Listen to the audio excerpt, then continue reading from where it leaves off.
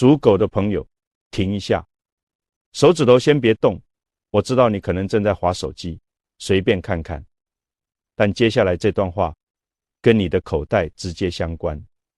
8月4号到8月10号，整整7天。这是老师今年反复替属狗人推算之后所定出来的一段极其罕见的运势翻转期。不是危言耸听，不是拿话吓你，而是天地之间的能量确确实实走到了一个临界点。你如果抓住了，下半年的路会越走越宽。你若是浑浑噩噩让它溜过去，再等下一个这样的窗口，恐怕要好几个月之后了。所以不管你现在正在忙什么，请先花几分钟把老师接下来的话认认真真听完。为什么偏偏是这7天？各位老友，咱们先从天时讲起。8月上旬，节气正处在大暑尾巴与立秋前沿的交界地带。这段日子暑气还没彻底退场，秋凉已经在暗处候着了。两股气流互相角力，互相渗透，天地的磁场因此产生剧烈的震荡与重组。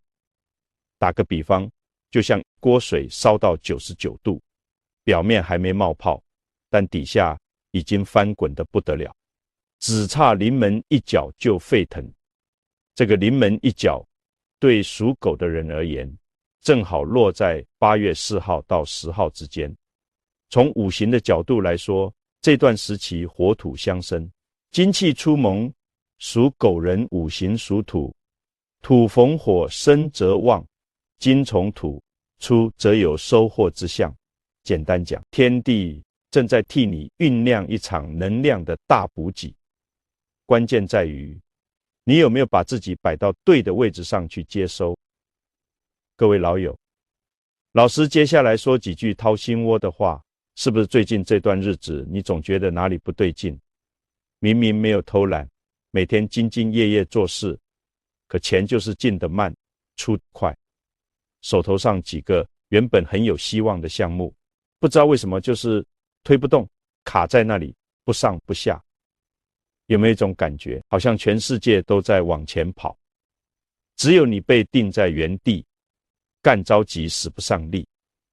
有没有半夜翻来覆去睡不着，脑子里反复盘算到底问题出在哪里？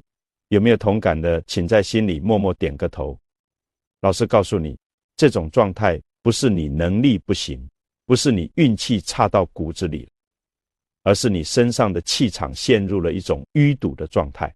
就像河道里积了太多泥沙，水流不动了，鱼虾当然也就活不下去。属狗的朋友，老师是打心眼里欣赏你们这群人的忠厚、踏实、重情义，答应别人的事情就一定要做到，对家人那份默默付出更是不在话下。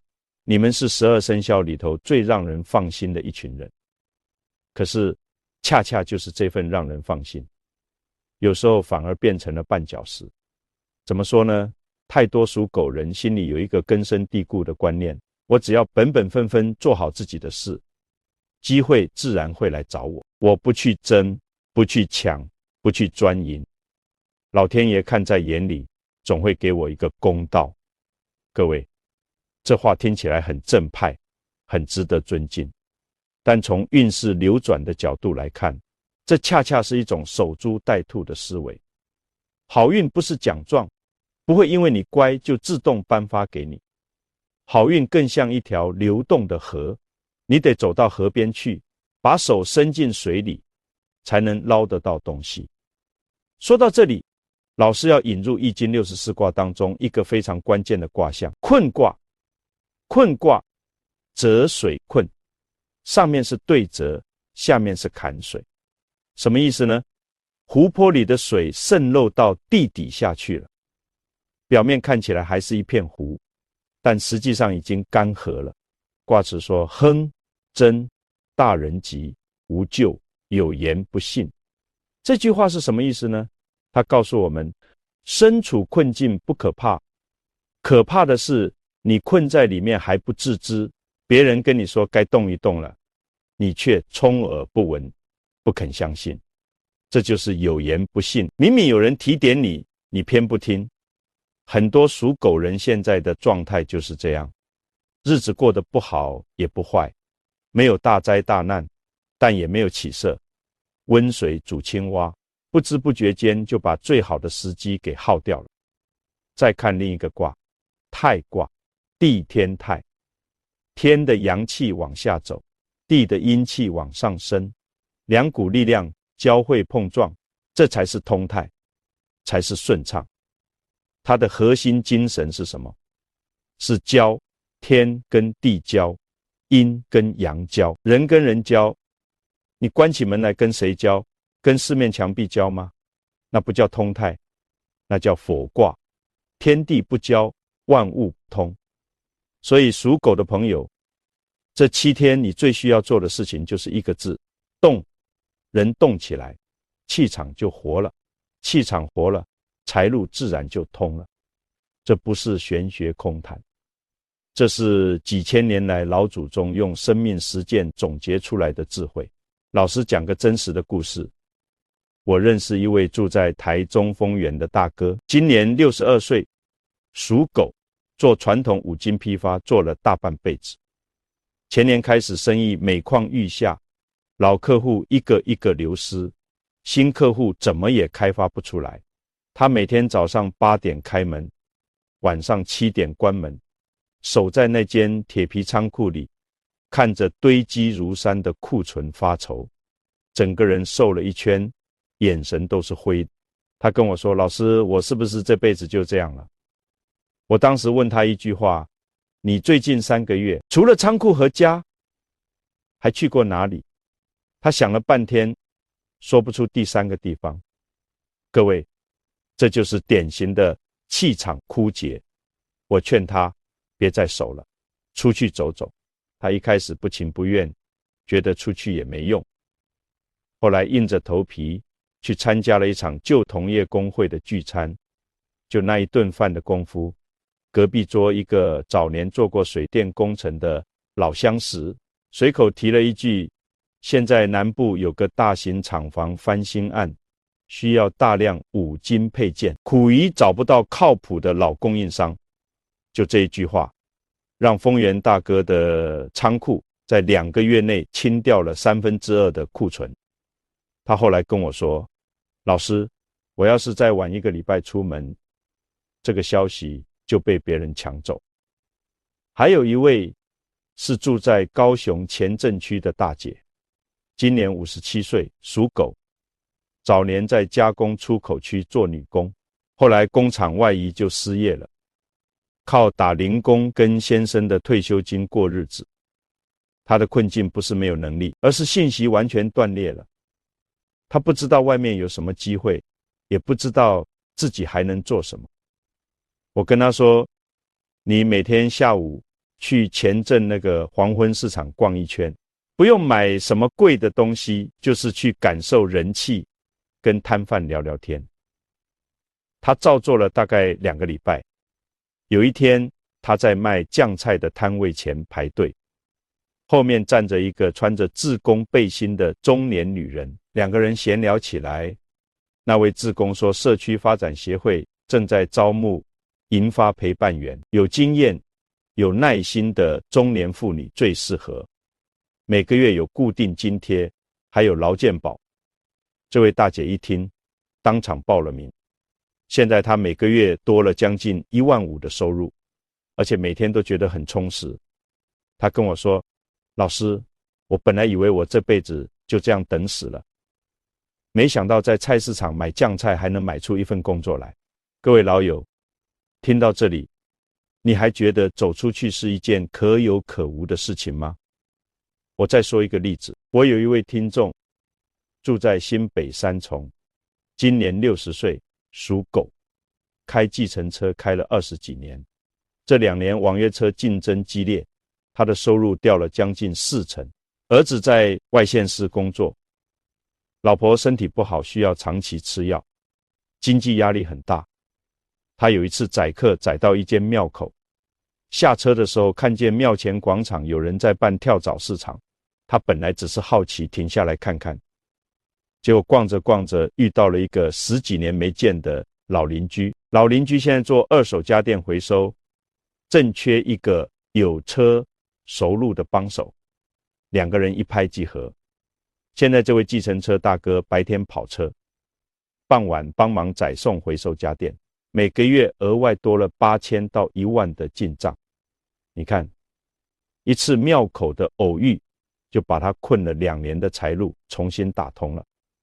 好，案例讲完了，老师现在给你们具体的行动方案。这7天，8月4号到8月10号，你至少要去以下3个地方各走一趟，不是随便去，不是走马看花，而是带着觉知，带着目的去。第一个地方，久未联系的长辈或旧友住处。为什么去？道理刚才讲过了，太卦精神，天地相交才能通泰。你关起门来过日子，信息就断了，气场就是。属狗人过去种下的善缘，就像埋在土里的种子，它早就发芽了，只是你没有去浇水。那些曾经跟你交情深厚的旧人，他们手上很可能握着你急需的资源或消息，但你不出现，他们想帮你也帮不上。怎么去翻开手机通讯录，找出3到5个超过半年没联络的名字？不需要理由，不需要借口，拨一通电话说一句：喂，老朋友，好久不见了，最近还好吗？我想过去坐坐，顺便带点水果给你。就这么简单。去了之后不用刻意谈钱，谈生意就是泡茶聊天，话家常，让交情重新热起来。你会发现很多宝贵的信息就藏在那些看似漫不经心的闲谈里头。去了会怎样？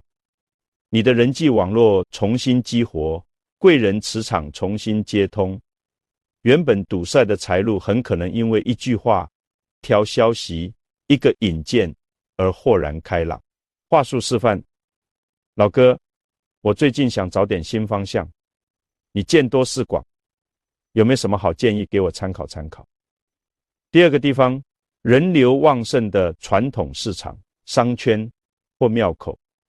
为什么去民间讲财随人气走？这不是迷信，是有道理。人多的地方阳气旺盛，信息密集，机会流动快。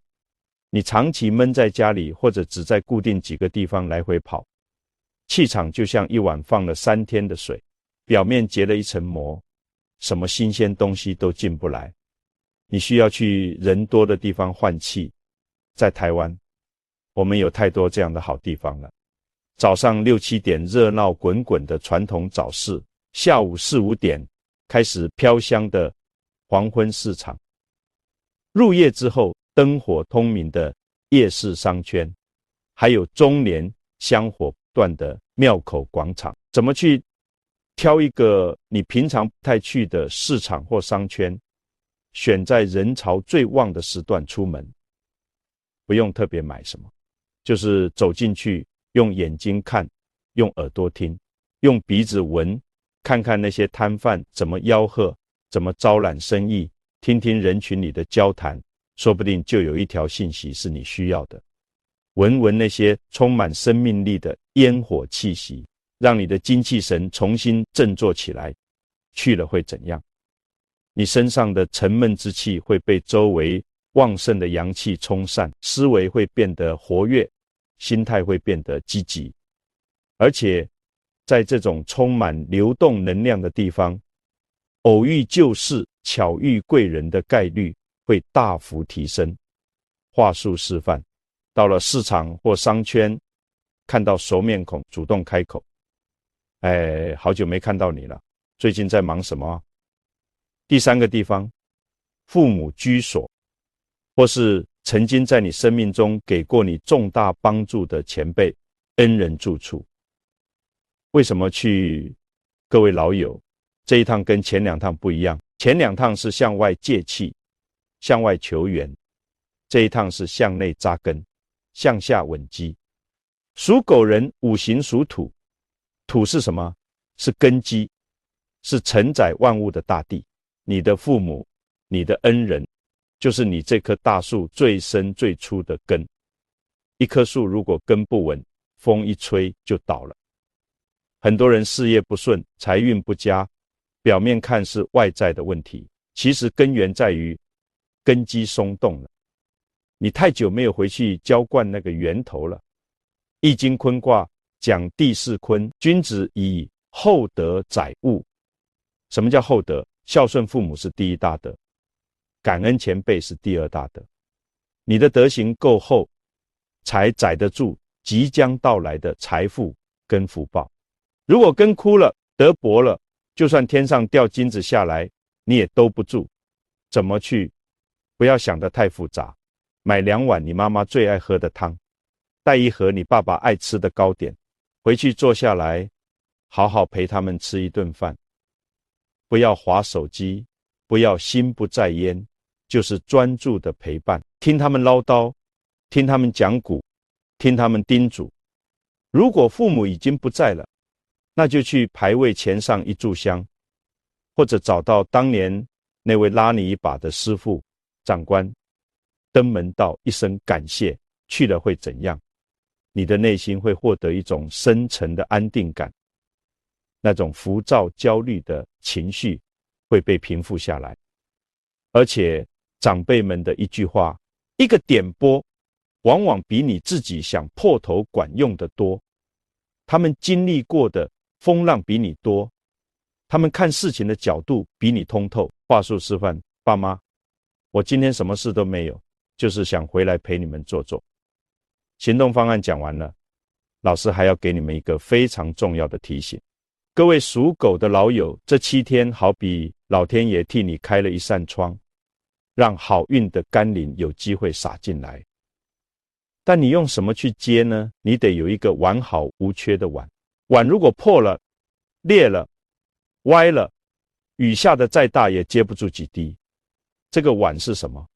就是你的心态、你的言行、你的德性。接下来老师讲3条戒律，每一条都关乎你这个碗的完整性，请务必牢记。第1条戒律，管住嘴，不争吵。这7天内，无论遇到什么事，不要跟人起口角。属狗的朋友天性耿直，看不惯的事情就想说、想骂，这种直爽平时是优点，但在运势转换的敏感期就是大忌。为什么？你一发脾气，周身的和气瞬间就散了。易经讲履霜坚冰至，你踩到薄霜的时候就该警觉，严寒已经不远了。一次口角看似小事，实际上是在你气场的碗上敲出一条裂缝。你不知道那个被你骂走的人，本来可能替你牵什么线，带什么好消息。我知道一个反面的例子，有位住在桃园的属狗大哥，前年在朋友聚会上，因为一点小事跟人拍桌子翻脸，当场不欢而散。后来才知道，对方本来打算介绍一个很赚钱的工程给他做，因为那次冲突就转借给别人了。一顿脾气，赔掉几十万的生意，值吗？所以这7天咬住舌头，别人按喇叭，你让一让，菜市场找错钱，你笑一笑，家里晚辈做事不合你心意，你忍一忍，和气真的能生财。第2条戒律，打开门不拒绝。这7天如果有人约你出去吃饭、喝茶、聚会，只要不是那种明摆着要借钱或者拉你进什么乱七八糟局的，请尽量答应。不要因为懒得出门就推掉，不要因为心情不好就关机。前面讲的那些案例，哪一个不是在看似平常的人际互动中诞生的机会？你把门关上，就等于把财神爷拦在门外。我有位在台北做室内装修的听众，属狗，55岁。他有一段时间心灰意冷，谁约都不去。后来他太太硬拖着他去参加一个社区的里民活动，结果在活动上认识了一个刚买新房要装修的住户，一笔20几万的案子就这样接到手了。他后来跟我说，老师，我差一点就没去。各位，你拒绝的每一次邀约，都可能是你错过的一次转机。第三条戒律，放下执念，抗拒改变。我知道，到了我们这个年纪，最想要的就是稳定。可是易经的第一义就是变易，天底下唯一不变的道理，就是一切都在变。如果有人跟你提一个新的想法，一条新的路子，你第一反应不要是摇头，你可以不马上答应，但请先听完，给自己一个了解的机会，不吃亏。很多属狗人之所以困在原地出不来，就是因为脑子里那根弦绷得太紧。我这辈子就做这个了，我这个年纪学不了新东西了，搞那些有的没的不靠谱。这些念头就像湖面上结的冰，把你死死封住，下面的活水再怎么涌也透不出来。这7天里，如果有任何打破你日常惯性的事情发生，一个陌生的邀约，一个没接触过的行业信息，一条跟你平时轨迹完全不同的路线，请把它当作天地给你的暗号，至少去看一看，听一听。3条戒律讲完了，不争吵，不拒绝，不僵化，做到这3点，你的碗就稳稳当当的，天上的甘霖才接得住。好，老师最后来画几个重点，帮各位做个总复习。第一，8月4号到10号，这7天是属狗人全年难得的运势转折窗口，天地气场正在重新洗牌，你必须动起来，不能再守株待兔。第二，去3个地方，就有长辈家里走一趟，重新接通人脉电源，人多热闹的市场商圈逛一逛，借旺盛阳气冲散身上沉闷，父母恩人身边坐一坐，用孝心感恩稳固自己的根基。第三，守住3条戒律，不跟人起口角，不轻易拒绝邀约，抗拒新的可能性。第四，行动加心态，缺一不可。光有好时机不行，你得自己动，光动也不够，心里得正，得宽，得善。最后，老师要跟各位老友讲一段掏心话。我们研究命理，探讨易经，分析运势，归根结底是为了什么？不是为了坐等天上掉馅饼，不是为了找什么发财偏方。易经的核心精神是教人观察天地运行的规律，然后顺势而为，借力使力。他从来不保证谁能一夜暴富，也从来不承诺只要照做就万事如意。他只是告诉你什么时候该动，该往哪个方向动，动的时候要注意什么，剩下的还是得靠你自己一步一脚印去走。佛家讲因果，你今天种善因，来日收善果。你带着孝心去探望父母，这份心意就是因，父母的一句话点醒你，让你少走弯路，这就是果。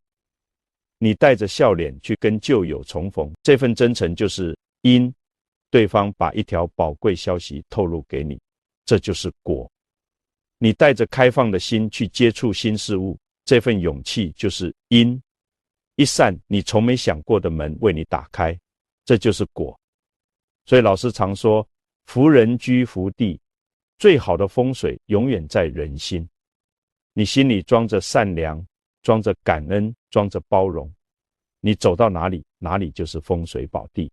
你住的房子再小再旧，只要一家人和和气气，互相扶持，那就是最好的聚宝盆。反过来，一个人满心怨恨，自私自利，怼天怼地，就算住进豪宅大院，也挡不住破败之气。